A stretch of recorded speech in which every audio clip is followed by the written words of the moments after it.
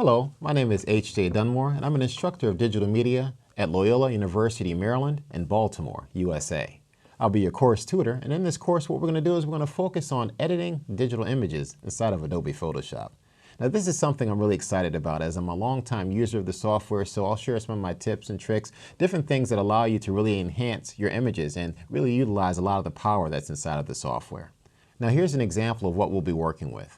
This is a historic image of jazz greats Coleman Hawkins, Arvell Shaw at the 1950s at the Cannes Jazz Festival.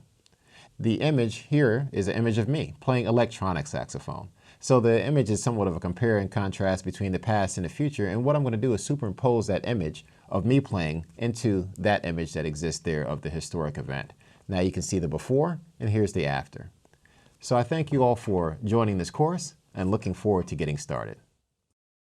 Hi everyone, thanks for watching. Click the link in the description below to explore more free online professional development on the Adobe Education Exchange. And click the link on screen to subscribe to the channel for more videos.